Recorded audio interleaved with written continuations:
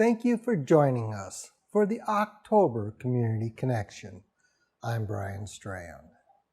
On October 19th, the City of Fridley and the League of Women Voters, ABC, will hold a joint presentation in the Fridley City Council chambers. The event begins with a social hour at 6:30, followed by a presentation at 7 p.m. You are all invited to attend. Hello, my name is Alyssa Cruzel, and I'm a Community Engagement Specialist with the City of Fridley. And I'm Gretchen Sable, President of League of Women Voters, Anoka Blaine, Coon Rapids area. We are also known as LWV-ABC. The City of Fridley and the League of Women Voters of Anoka, Blaine, and Coon Rapids chapter will host a joint meeting on Tuesday, October 19th. The focus of the meeting will be to learn more about Fridley's transition from a city with an aging population to a city that's welcoming to young families and providing varieties of housing and other amenities to make Fridley a vibrant community for the future. Presentation topics will include the 2021 resident survey results, community development updates, and the Park System Improvement Plan updates. The presentation will start at 7 p.m. in the City Council chambers at the Fridley Civic Campus. Social time will start at 6:30 p.m. The presentation will also be broadcasted live on Fridley Municipal Television. All community members are welcome to attend.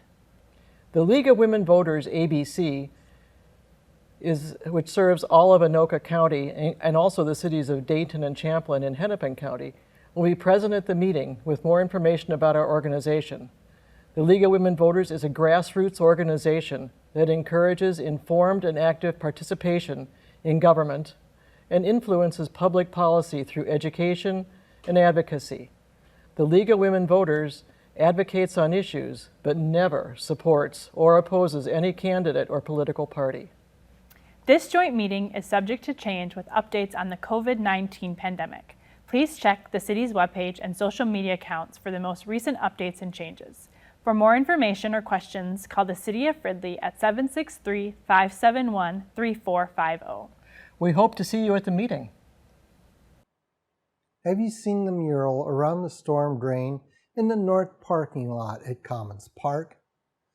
The art by a local artist, Gino Occo, is designed to draw attention to the connection between the stormwater runoff and the quality of water in our lakes and streams. You can help by adopting the storm drain in your neighborhood. Like most cities in the Twin Cities Metro, Fridley has a permit from the MPCA to operate a storm sewer system. The storm sewer system in Fridley is comprised of almost 5,000 catch basins, also called storm drains, and more than 100 miles of pipe. The catch basins collect water from the roads into the underground pipe system, and from there it's discharged into water bodies like Rice Creek, Moore Lake, and the Mississippi River.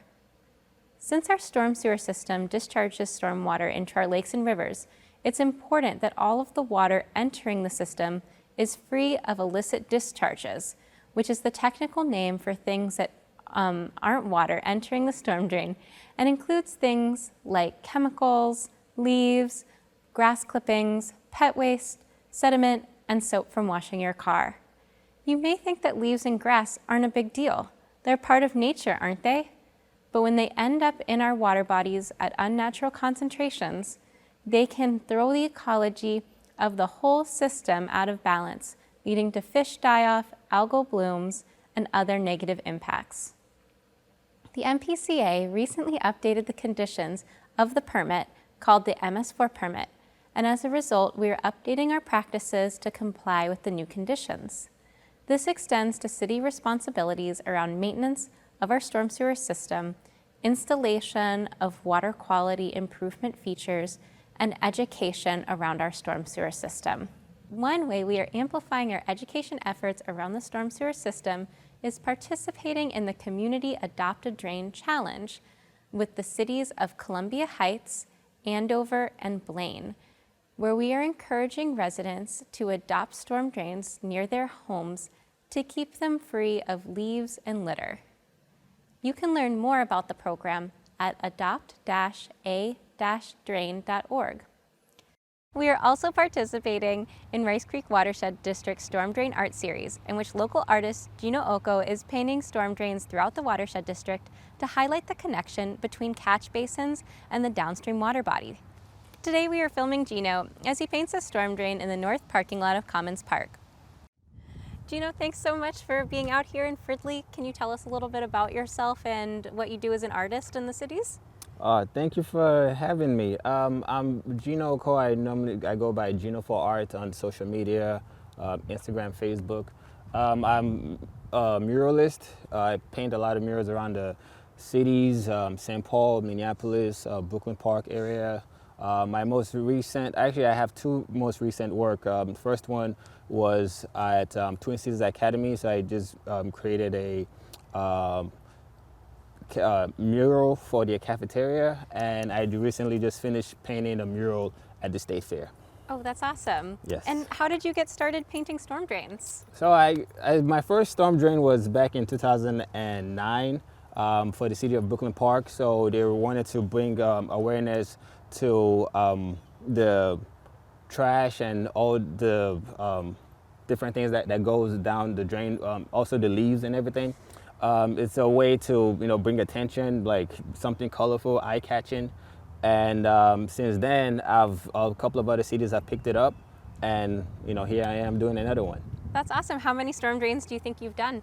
I think so far about 7. Awesome. And how did you decide what to paint here in Fridley? So I'm really big on getting community inputs because with times I run out of ideas myself. So this is a new one of me doing a turtle and a frog. I normally create fish and like plants and all these other stuff, but this is a new style I'm creating for this storm drain. That's awesome. Yeah, this storm drain drains to the Village Green Pond and then onto Rice Creek. So definitely all the storm water flowing down into this catch basin ends up in the turtle and frog habitat. Yes. So. Well, thanks so much. It's great to work with you. Thank you for having me. This painting is meant to remind people to take a little bit more care before they do things like blow leaves into the street or leave pet waste on the ground, because all of these things can negatively impact our water quality. This project is made possible by a mini grant from the Rice Creek Watershed District.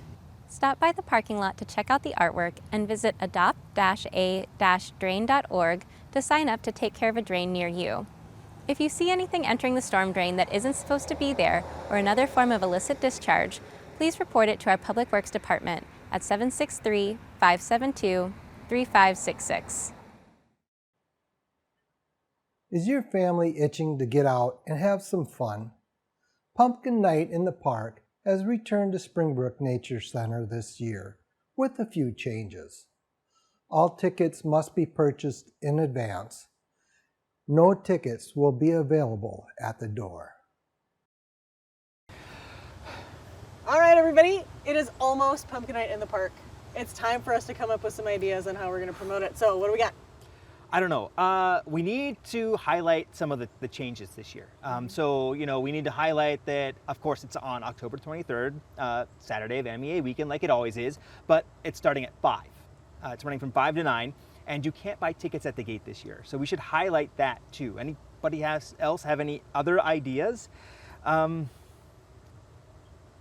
doesn't. Dina? What about the classic? Like, if you think of a jack-o'-lantern, obviously you think of the Headless Horseman. And we could have the Headless Horseman trying on different pumpkins, community pumpkin carving. Like, it'd be something like this. The Headless Horseman has a problem. He can't find any good pumpkins to wear to Pumpkin Night in the Park. No, that one won't do.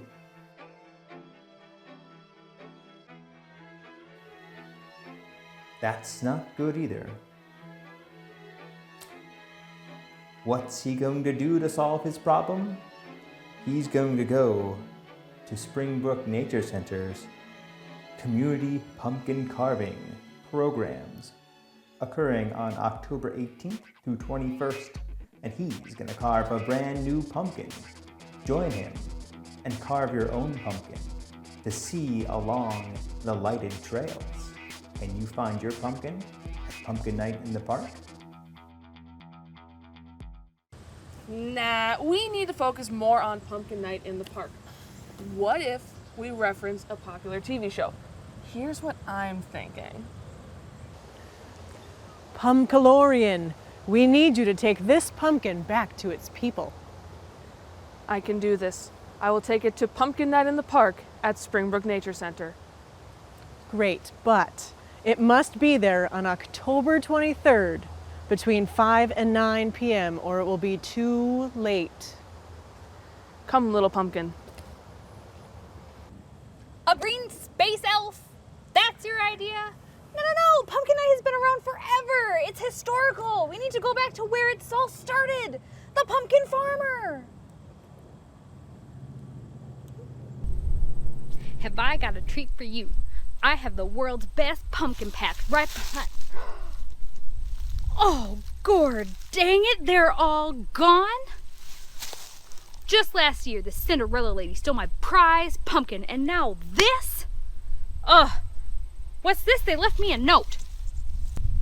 Dear Farmer, we have gone to Springbrook Nature Center to join the hundreds of other pumpkins carved and set along the trail, and it has been our lifelong dream. Plus, there will be performers like fire dancers, a DJ, and plenty of great food options there to keep us busy.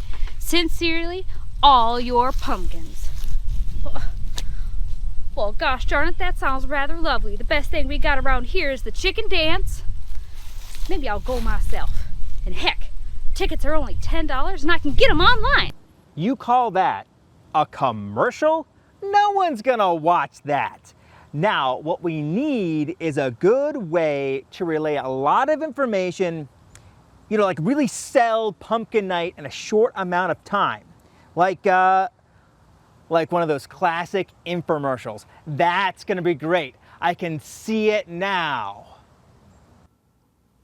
Welcome everyone, my name is Cody and I'm the host with the most, here to tell you about an amazing product, Pumpkin Night in the Park at Springbrook Nature Center. Bam! You're gonna wanna be there. October 23rd from 5 to 9 p.m. Bam! Why are you gonna wanna be there? Well, we've got thousands of pumpkins. We've got fire dancers. We've got the whole works, all for a low, low price of $10. Yeah, that's right, $10. You can buy tickets online, and you can buy tickets at Springbrook Nature Center or Civic Campus in the city of Fridley.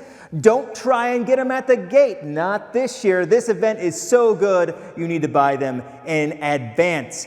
But wait, there's more. For that low, low price of $10, I'm gonna throw in thousands of pumpkins, lit pumpkins, carved pumpkins, pumpkins everywhere. Pumpkins over here, pumpkins over there. And I'm gonna throw in more campfires with lots of great entertainment and pirates. That's right, pirates. Oh, and I'll throw in some food trucks and DJs. It is the whole kit and caboodle here for Pumpkin Night in the Park on October 23rd from 5 to 9 p.m. Don't miss it. It's the best deal out there. Bam. Development in Fridley is still going strong. Community Development Director Scott Hickok takes us along for a tour of some of the projects. Hello, my name is Scott Hickok and I am the Community Development Director for the City of Fridley. For those of you who have watched before, we like to give you updates on what's happening in the City of Fridley, community development-wise, and right now we are standing in front of the former Midas site on University Avenue at 81st. In previous episodes, you likely remember that we talked about this and how it was a clever reuse of an automotive use building that now turned into a multi-use tenant space.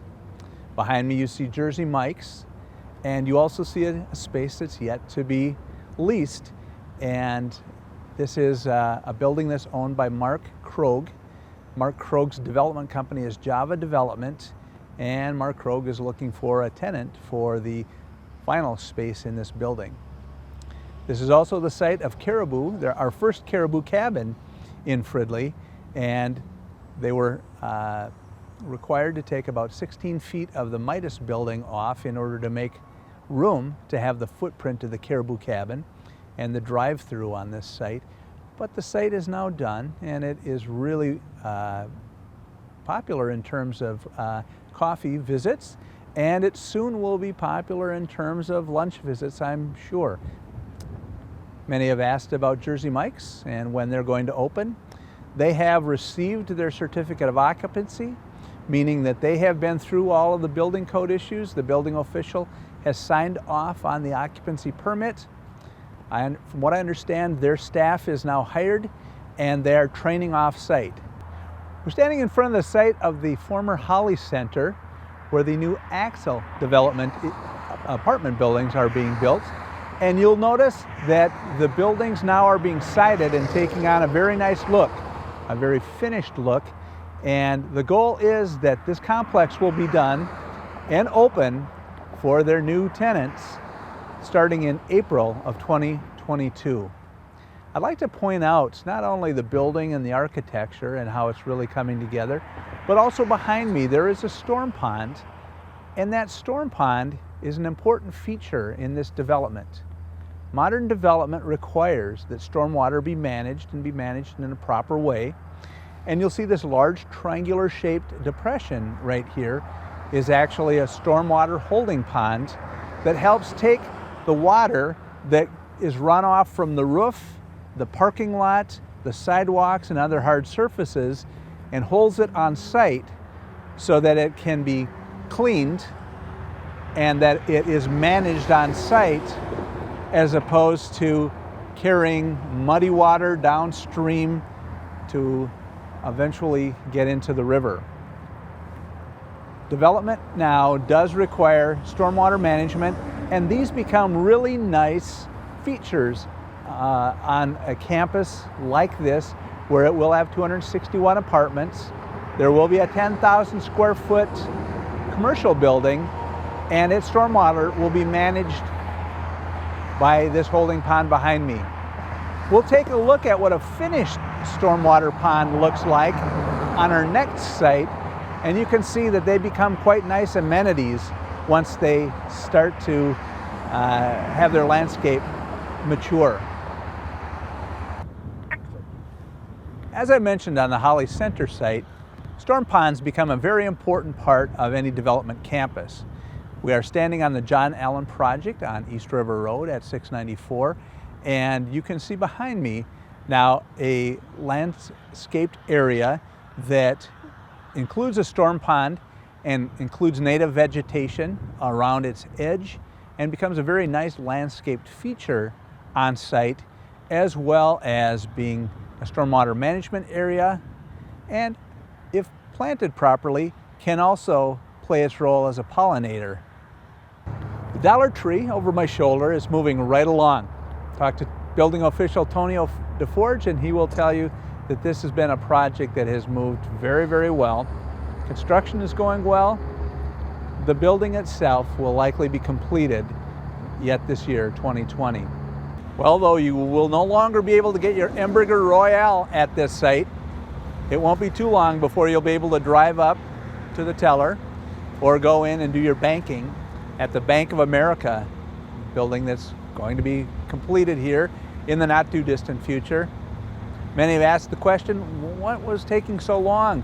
Down below the hill, the Dollar Tree was coming up out of the ground quickly. This site had a lot of underground foundation work, piers that needed to be constructed and built. Now you're starting to see the frame, and it's really taking shape quite well. On August 13th, Cummins Power Generation stood before the City Council requesting a vacation of this roadway that is behind me. This roadway is called Shamrock Lane and was installed to allow access, right-of-way, and access adjacent to their 400,000 square foot industrial warehouse building that was built on the site. Why it was required at the time is it was a separate parcel, and the platting requirements required that it have at least 25 feet of adjacency to a public right-of-way. At the time, they did not own the building Where the 400,000 square foot building was being built, they had sold it to Murphy Warehouse, and they later bought back that land and the building from Murphy Warehouse and combined the parcels. That meant they really no longer needed a separate roadway to serve that building, and it was something that they would like to vacate. In fact, it will become an employee entrance, but it will be their private property. It will not be a public street.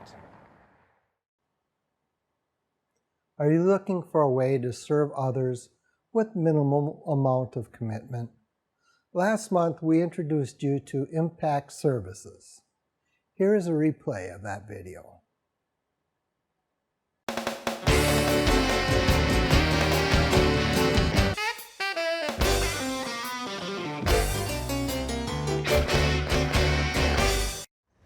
Hello, I'm Steve Griffiths. I'm the Executive Director for Impact Services, and I just want to let the community know that starting on June 1st of this past year, we merged with the Southern Anoka County Meals on Wheels program, and we have started serving the city of Fridley, as well as Columbia Heights, Hilltop, and Spring Lake Park. We're excited to be able to do this. The reality is that people who have gotten meals from us will see the exact same service. Meals are still coming from Mercy's Hospital Unity campus. But our big need right now actually is for volunteer drivers. We, just after COVID, or now that COVID has started to recede a little bit, we've moved back to delivering 5 days a week, and we have a lot of routes that we need to cover. We have about 12 different routes throughout the southern part of Anoka County that we're looking for drivers Monday through Friday, starting at 11 o'clock. It takes about anywhere between an hour to an hour and a half potentially for you to drive those meals. We have people who start at 11 o'clock and are usually done at about 12 or 12:15.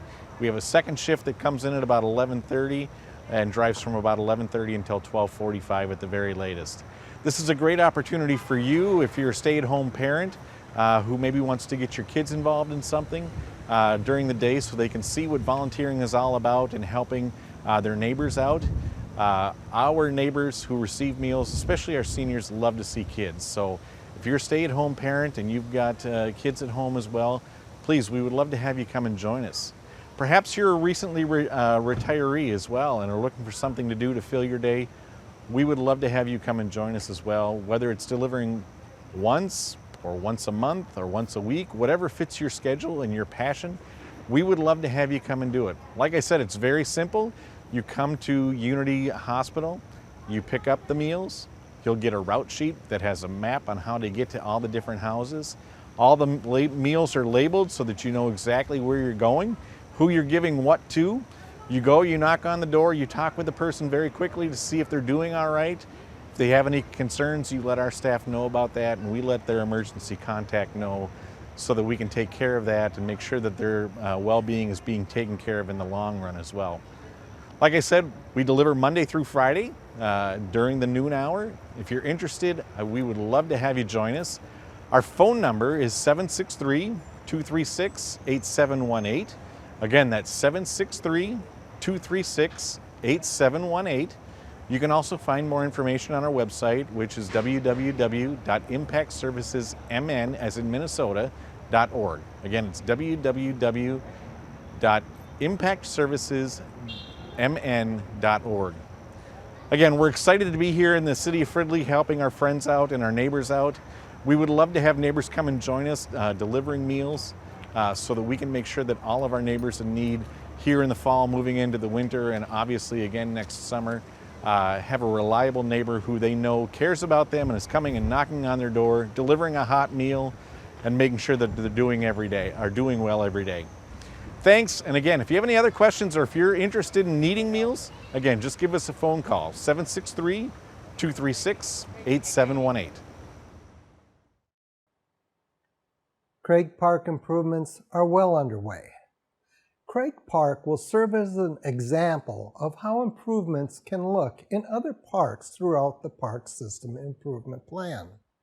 Here is some drone footage highlights of construction.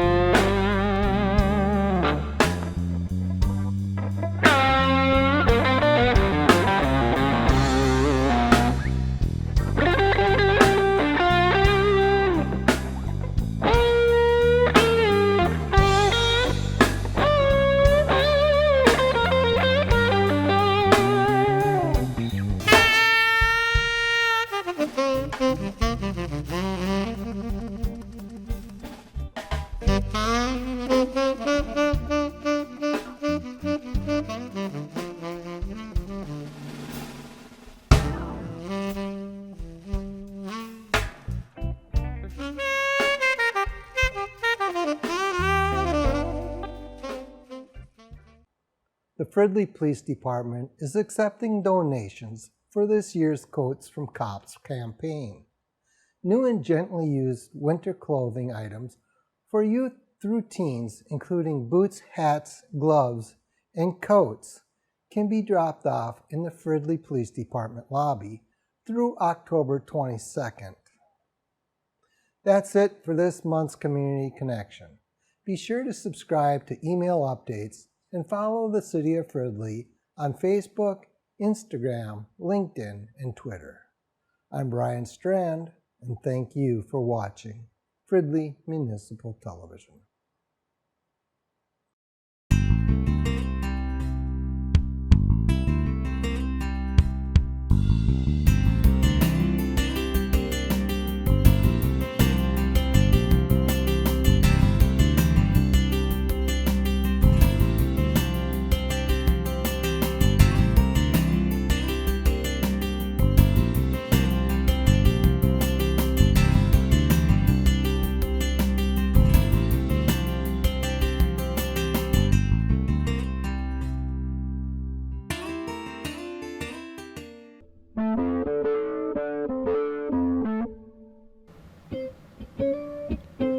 This has been a production of Fridley Municipal Television. Thanks for watching.